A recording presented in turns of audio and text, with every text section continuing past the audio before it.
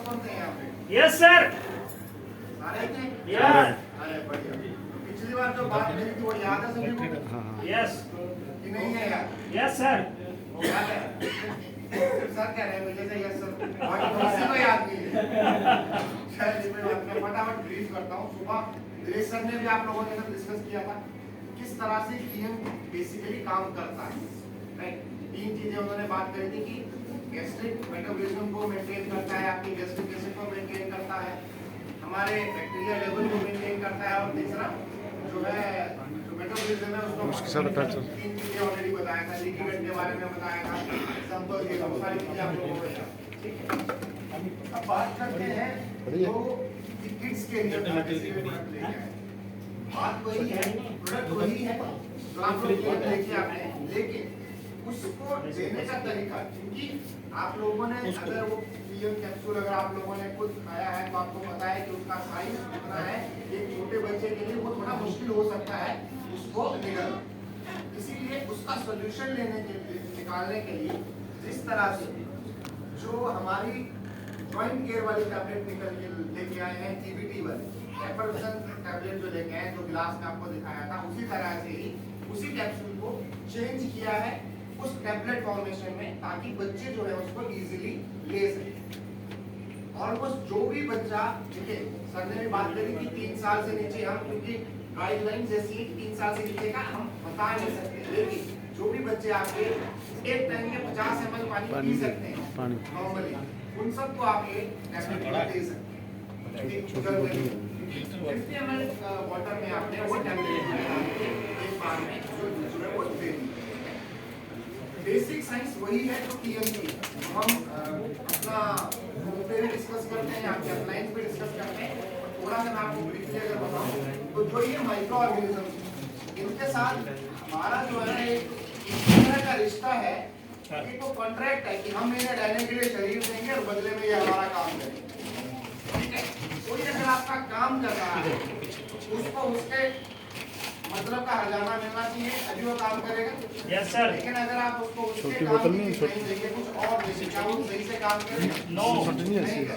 वही चीज जब हम इस तरह का खाना शुरू करते हैं, कुछ अपनी लाइफ में लाना शुरू करते हैं, रेगुलर वे में लाइफस्टाइल जब डिस्टर्ब हो जाता है, जो हमें अपने बैक्टीरिया को देना चाहिए वो ना किसी वजह से पिला और भी पीते हैं। अब जो हमारे बॉडी के फंक्शंस को रेगुलेट कर रहा है, बॉडी के फंक्शन को चलाने में मदद कर रहा है, अगर उसको सपोर्ट ही नहीं होगा, उसको ऐसी चीजें नहीं मिलेगी, हमारा बॉडी है वो भी अच्छे से रिस्पॉन्ड नहीं करेगा। जितने भी डिसऑर्डर्स निकल के आते हैं, मेटाबॉलिक डिसऑर्डर्स, वो सारे के सारे होने का जो रीजन है, सर ने भी बात करी कि वो कहीं ना कहीं लीकी गट से रिलेट करता है, और लीकी गट रिलेट करती है उस इम्बैलेंस से, अच्छे और बुरे बैक्टीरिया के जब वो बैलेंस बिगड़ जाता है उसको।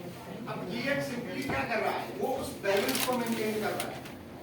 उस बैलेंस के मेंटेन होने के बाद देखिए हमारे शरीर में, आयुर्वेद में भी ये कहा जाता है कि अगर हम अपने शरीर, जितने भी योगी होते हैं वो क्या करते हैं, अपने शरीर पे काबू पाते हैं, और उनकी उम्र जो है 100 साल से भी ऊपर रहती है, प्रॉपर योग करते हैं, वो क्या करते हैं, अपने शरीर को काबू करते हैं। मतलब हमारे शरीर में इतनी कैपेबिलिटीज हैं कि हम किसी भी बीमारी से लड़ सकते हैं और अपने आप को जो है जवान रख सकते हैं।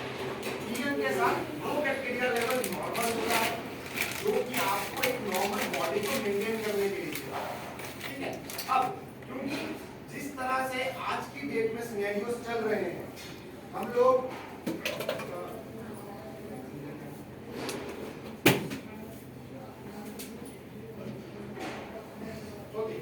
जिस तरह से आज का सिनेरियो चल रहा है, जितना हमारी कंट्री में अगर हम बात करें स्पेसिफिकली इंडिया में, जितना वेस्टर्न कल्चर की तरफ हम उतना मुड़ते जा रहे हैं, या हमारे बच्चे उन कल्चर्स को यूएस और यूरोपियन कंट्रीज को देख के फॉलो करने का एक जो सिस्टम है। अब देखिए फॉलो करना सही है, अच्छी चीजें फॉलो करो सही है, लेकिन बात ये कि वो सिर्फ ऊपर से चीजें देखते हैं कि अंदर से उस चीज को नहीं बदलाव करते। वो चीज दूसरा, मोबाइल फोन का उतना यूज, वहाँ पे पिज्जा बर्गर ये सब चीजें एक नॉर्मल फूड की तरह माना जाता है, लेकिन हमारे यहाँ पे वो नॉर्मल नहीं है।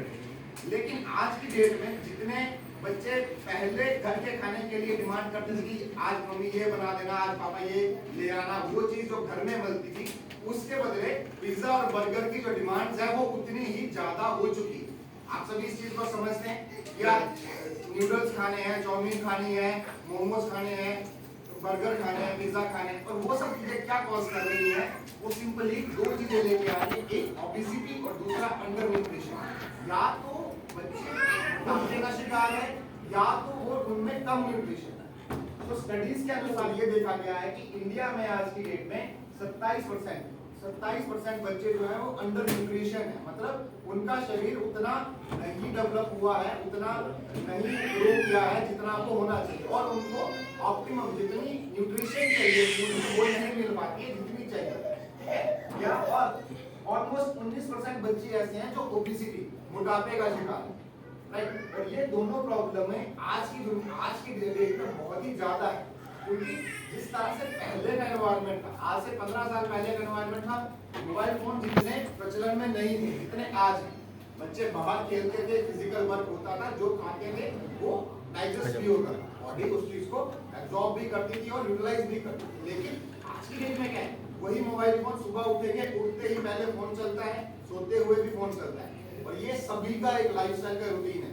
क्योंकि हम लोग बड़े हैं, हम घर से निकलते हैं, ऑफिस वर्क करते हैं, शाम के तो कहीं ना कहीं कुछ वर्जिश हो जाती है, बॉडी की मूवमेंट हो जाती है, लेकिन बच्चे उस चीज में इतना नहीं। पहले बच्चे खेलने के लिए होता है ना, पहले क्या था कि घर के अंदर बच्चों को लाना पड़ता था, बुला के यार आ जाओ अंधेरा हो गया है, अब घर से बाहर भेजना पड़ता, भाई जाके बाहर खेल लो, फोन छोड़ दो। वो जो बदलाव है वो कहीं ना कहीं इस प्रॉब्लम का बहुत बड़ा एक कारण बनता हुआ हमारी सोसाइटी में है। अब जब बच्चा सही से खेलेगा नहीं, कूदेगा नहीं, आपने कुछ सुबह खिला दिया, उसने पूरा दिन वो रूम पे बैठा है, फोन चला रहा है, इतनी फिजिकली एक्टिविटी उसकी हुई नहीं है, तो जो खाया है वो डाइजेस्ट यूजुअली होगा नहीं। ऊपर से अगर जंक फूड वो खा के आ रहा है स्कूल या बाहर से दोस्तों के साथ, उसको डाइजेस्ट करने में वैसे भी ज्यादा एनर्जी बॉडी को लगती है। वो सारी चीजें जब नहीं लगेगी तो भूख उसको इवेंचुअली लगेगी नहीं। शाम को वो कहेगा ना यार मुझे भूख नहीं है मम्मी, या मुझे भूख नहीं है, मैं खाना नहीं खाऊंगा। अब वो चीज जब एक लंबे समय तक चलती है, लंबे टाइम तो बेसिकली क्या देखा जाता है कि एनीमिया के चांसेस बढ़ जाते हैं। एनीमिया क्या होता है? खून की कमी।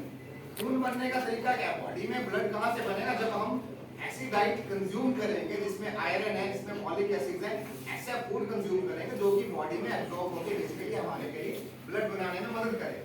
लेकिन जब वो बच्चे अच्छे से डाइट ही नहीं ले रहे हैं तो वो कैसे बॉडी में उनके जो है जो बेसिक रिक्वायरमेंट है ब्लड की, जो हीमोग्लोबिन की डेवलपमेंट है, वो कैसे होगी? वो प्रॉब्लम जो है कहीं ना कहीं, और वो सारी की सारी रिलेट करती है फ्रॉम इस सिंपली डिसऑर्डर से कि कैसे उन्होंने अपना एक लाइफस्टाइल चेंज किया, ठीक है। तो वो एनीमिया के चांसेस ये देखा जाता है कि 23% बच्चों में आज की डेट में एनीमिया के चांसेस पाए गए, उनमें खून कम पाया गया, और बड़ों के केस में 50%, राइट। ये स्टडीज के अनुसार जो है बात की जाती है। उसके बाद जितने भी छोटे बच्चे, जब हम पीएम की बात करते हैं, एक हम बहुत जनरल बात करते हैं कि दो तरह जो ये बैक्टीरिया हैं ये हमें हमारी मदर से मिलते हैं। जब हमारा बर्थ होता है हमें हमारी मदर से ये बैक्टीरिया मिलते हैं, और फिर हमारी बॉडी के अनुसार और जैसे एनवायरनमेंट में हम रहते हैं उसके अनुसार वो बदलते रहते हैं, अपने आप को चेंज करते हैं और हमें जो है स्ट्रॉन्ग बनाते हैं, ठीक है। लेकिन प्रॉब्लम क्या है? आज की डेट में कितने आप अगर हॉस्पिटल्स में अगर हम प्रेग्नेंट वुमेन अगर हम लेके जाते हैं, अगर उनको हॉस्पिटल लेके जाके फॉर डिलीवरी, 90% डॉक्टर्स या हॉस्पिटल्स क्या करते हैं कि जी आप ऐसा कीजिए, सर्जिकली डिलीवरी करवाने के लिए वो हमेशा प्रेफर करते हैं या उस पर फोर्स करते हैं। कहीं ना कहीं वो सारी चीजें हम यूजुअली जब हम पीएम की बात करते हैं क्या कहते हैं कि वो बैक्टीरिया हम लैक कर जाते हैं अपने बच्चों को, वो देना बैक्टीरिया लैक कर जाते हैं जिससे उनकी तो कहीं ना कहीं वो सारी चीजें एक्यूट और क्रॉनिक बीमारियां, ऐसी बीमारियां जैसे जल्दी से सर्दी दबा नीचे दबा देखा होगा, अपने आसपास इस चीज को समझा होगा और ऑब्जर्व किया होगा कि नॉर्मल डिलीवरी वाले बच्चे और सर्जिकल डिलीवरी वाले बच्चों में सर्दी खांसी पकड़ने की जो क्षमता है वो कितनी जल्दी अलग अलग होती है। नॉर्मल डिलीवरी में बच्चा जो इतनी जल्दी सर्दी खांसी नहीं पकड़ता इतना एक सर्जिकल डिलीवरी वाला बच्चा। दूसरा, हम उनको किस एनवायरनमेंट में ग्रो कर रहे हैं, तो वो एनवायरनमेंट उसको बॉडी के अंदर क्या चला देते हैं, पंखे चला दो, बैक्टीरिया के कारण, ठीक है।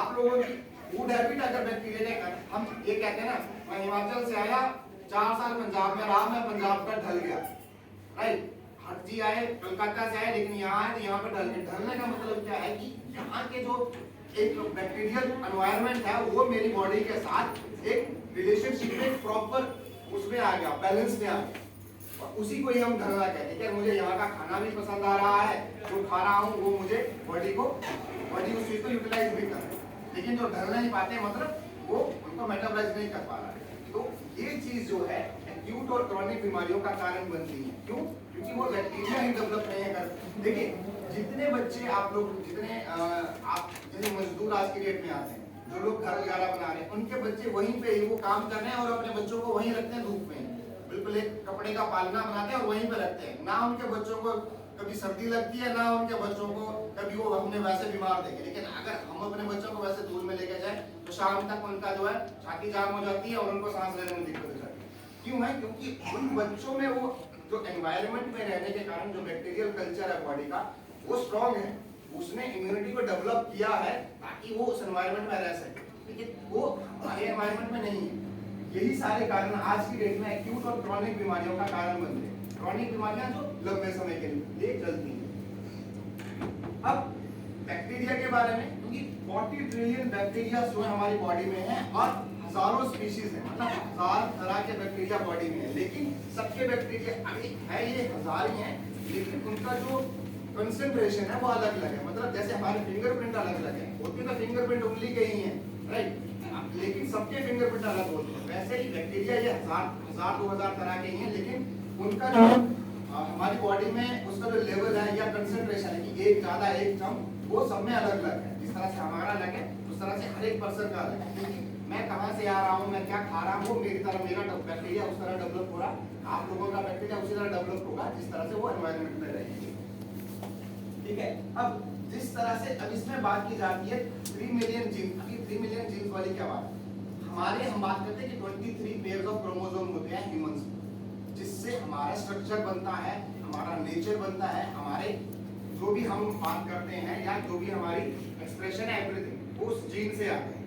आज की डेट में एलोपैथी में ऐसी मेडिसिन डेवलप की जाती हैं, कैंसर के केस में स्पेसिफिकली बात करें, जो स्पेसिफिक जीन को कट कर देती हैं, जीन को ही मिटा देती हैं, जिससे उस कैंसर को किल करने की मदद मिलती है। मतलब वो सेल जीन जो है बेसिकली वो इस तरह समझिए, जीन वो पेन ड्राइव है जो एक्चुअली वो डेटा देती है कि यार अगला बंदा कैसा बनेगा। ठीक है, तो हमारे अंदर 23 जो क्रोमोसोम का पेयर है उसमें मल्टीपल जीन है जिनके अकॉर्डिंगली हमारा आज का बिहेवियर और हमारी आज की डेट में मेडिसिन जो डेवलप हो चुकी है। लेकिन ये बैक्टीरिया, मिलियंस ऑफ बैक्टीरिया हमारी बॉडी में, तो सोचिए उनमें कितने मल्टीप्लाइज में मिलियंस में जो है उनके जीन्स हैं, उन पे आज की डेट में काम हो रहा है ताकि उन पे काम करके जो है मल्टीपल डिजीजेज और बॉडी को कैसे आप हेल्दी रख सकते हैं उस पे काम कर रही है। ऑलरेडी बहुत सी ऑर्गेनाइजेशन जो है उस पे स्टडीज ऑलरेडी कर रही है।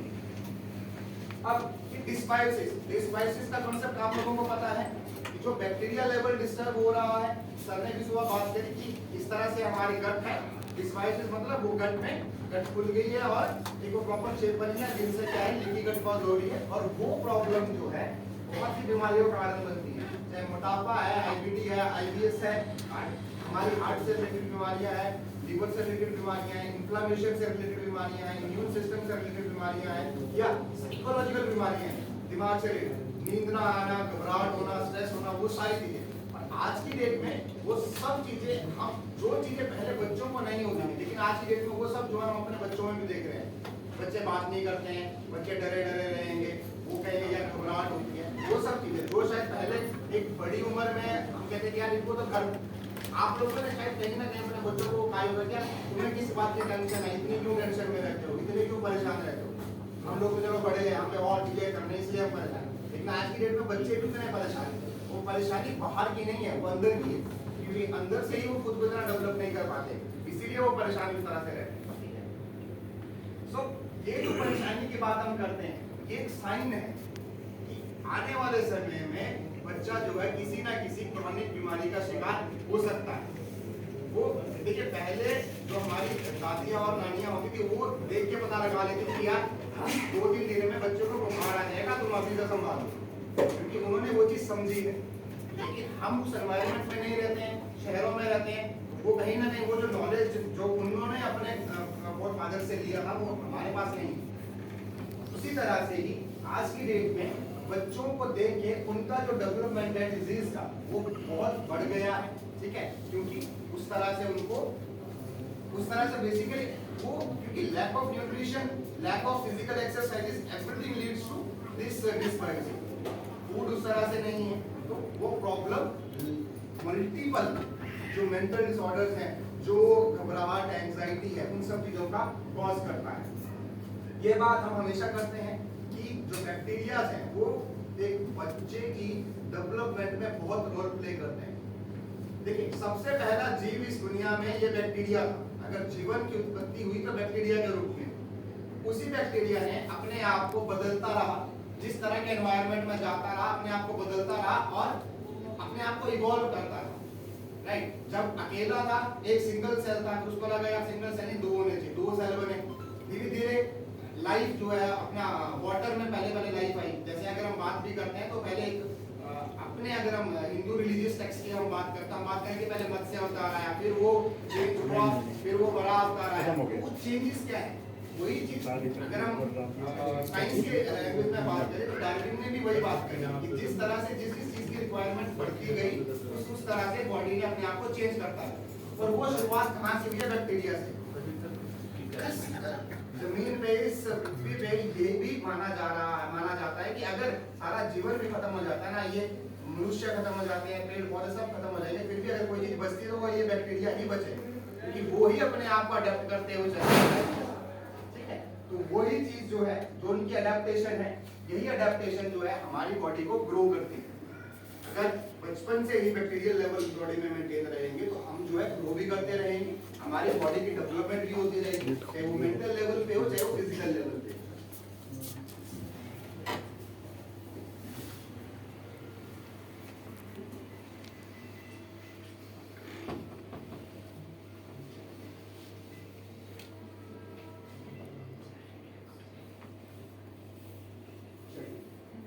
ठीक है, सो जो गुड माइक्रोबायोम है वो बॉडी के लिए बहुत बेनिफिशियल है, क्योंकि अगर बॉडी में अच्छे माइक्रोबायोम रहेंगे तो सिंपली जो भी चीज हम अपने बच्चों को देने वाले हैं वो बच्चे की जो बॉडी है उस फूड से प्रॉपर न्यूट्रिशन को एब्जॉर्ब कर पाएगी, क्योंकि जो बैक्टीरिया है वो फूड के न्यूट्रिशन को एब्जॉर्ब करने के लिए मददगार जो है वो है। वो हमें अभी तक जितनी भी हम बात करते हैं उसमें हम ये चीज हमेशा हमें समझ में है, ठीक है। तो जो गट माइक्रोबायोम है वो बॉडी में जब देखिए कोई भी चीज खाई उसमें से न्यूट्रिशन एब्जॉर्ब होगी तो उसमें से मैक्सिमम एनर्जी जो है बच्चे की बॉडी जो है वो निकाल पाएगी। जब वो एनर्जी निकल पाएगी तो वो एनर्जी बॉडी की ग्रोथ में ही यूटिलाइज होने वाली है।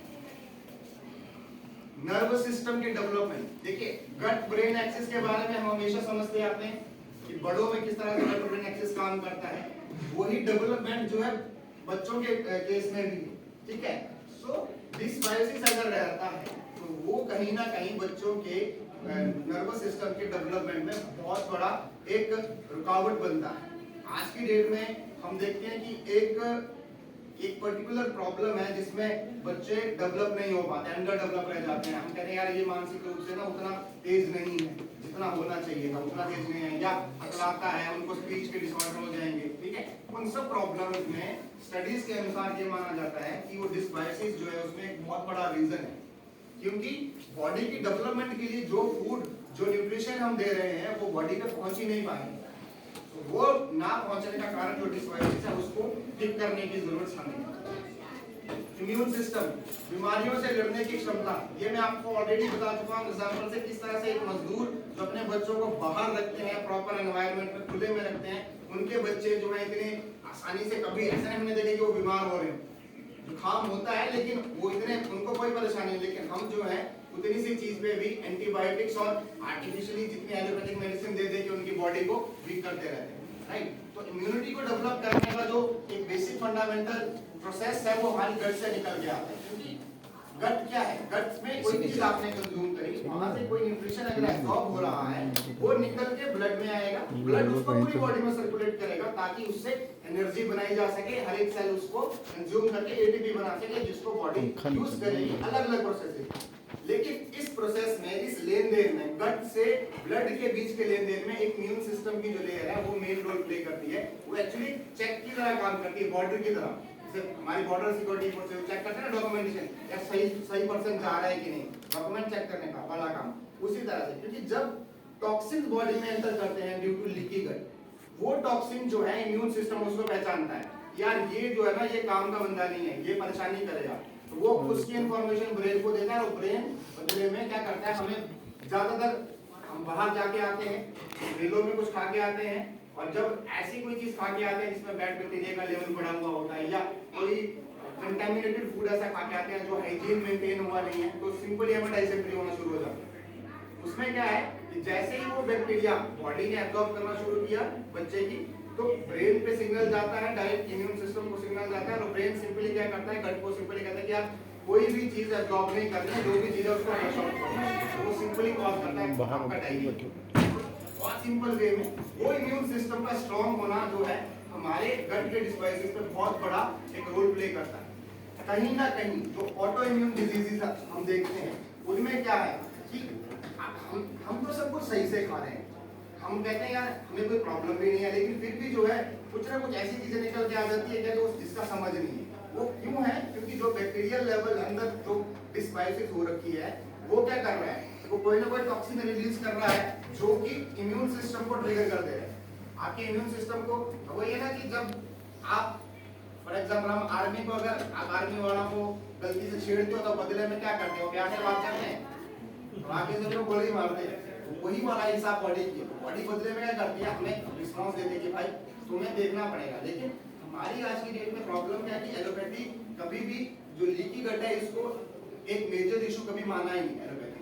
वो कहते हैं कि यार ये कुछ नहीं है, बट आयुर्वेद में लीकी गट को हमेशा से प्रायोरिटी दी गई है कि गट और गट बैक्टीरिया को हमेशा जो प्रायोरिटी दी गई है ताकि इम्यून सिस्टम को स्ट्रांग हम कर सकते हैं।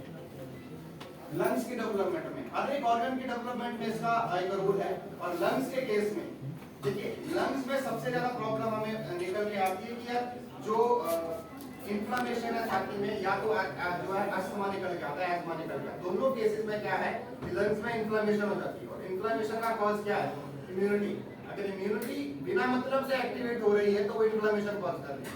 तो वो सारी चीजें कहीं ना कहीं हम डिसबायोसिस को मेंटेन कर खत्म करके जो है अचीव कर सकते हैं उस चीज की डेवलपमेंट। और डाइजेस्टिव सिस्टम, बच्चों का डाइजेस्टिव सिस्टम अगर हेल्दी रखना है तो उनके बैक्टीरियल लेवल को मेंटेन करना पड़ेगा, और वहीं से ही पूरी बॉडी की जो रिक्वायरमेंट है वो पूरी होने वाली। एकमात्र यही साधन है। जैसे कहते हैं कि हमारे लिए फार्मर्स की जितनी वैल्यू, फार्मर्स क्या है, फार्मर हमारे अंदर आता है, वैसे ही बॉडी के लिए जो फार्मर है ना, बॉडी का फार्मर हमारा ये गट है। जो भी चीज खाएंगे ना, गट अगर सही है तो बॉडी को हर एक चीज मिलेगी, राइट। तो उसी तरह से गट को और मेटाबॉलिक हमारा जो मेटाबॉलिज्म है बच्चों का, उनको स्ट्रांग रखेंगे तो वो अच्छे से ग्रो भी करेंगे। स्किन हेल्थ, स्किन हेल्थ के बारे में बात होती है जब बच्चा 12-15 टीन एज में हमारे बच्चे आ जाते हैं। टीन एज में स्किन की तरफ बहुत ज्यादा ध्यान बच्चों का होता है। अब एक ये है कि जब एडोलसेंस एज होती है, जब बच्चे ग्रो करते हैं, तो उस पर्टिकुलर टाइम पीरियड में बेसिक स्किन इन्फेक्शन जैसे एक्ने होना एक नॉर्मल चीज है, राइट। उसको आप बदल नहीं सकते, उसको आप हटा नहीं सकते। लेकिन कई बच्चे ऐसे हैं जो उस टीन एज को क्रॉस कर जाते हैं, लेकिन स्टिल वो एक्ने वाली स्टेज उनकी जाती नहीं है, वो वैसे ही रहती है। देखिए, जिस तरह से बैक्टीरिया गट में है उस तरह से बैक्टीरिया हमारी स्किन पे भी, ठीक है। अब स्किन के बैक्टीरियाज पे जब वो डिस्बायोसिस, स्किन पे जब वो डिस्बायोसिस होगी, बैक्टीरिया का लेवल बिगड़ेगा, तो जो स्किन के पोर्स हैं, बैक्टीरिया, बैड बैक्टीरिया वहां पे इंफेक्शन कॉज करता है और वो एक्ने कॉज करता है। कहीं ना कहीं वो सारा रिलेशन आपके इम्यून सिस्टम से भी, क्योंकि इन्फ्लेमेशन कौन कर रहा है? Immune system. चाहे लंग्स हो, चाहे आपका ब्लड हो, चाहे जहां मर्जी इन्फ्लेमेशन है, वो इम्यून सिस्टम ही कॉज करता है। तो एक्ने के केस में या स्किन रिलेटेड प्रॉब्लम में भी गट को ट्रीट करके आप जो है उस पे अच्छे से जो है रिजल्ट ले सकते हैं। न्यूट्रिशन, न्यूट्रिशन भी बच्चों के लिए बहुत बड़ा टॉपिक है कि जो चीज खा रहे वो मिले, लेकिन गट का मेटाबॉलिज्म स्ट्रांग रहेगा, न्यूट्रिशन भी उसको अच्छे से मिलती रहेगी, ठीक है। अब न्यूट्रिशन में क्या है?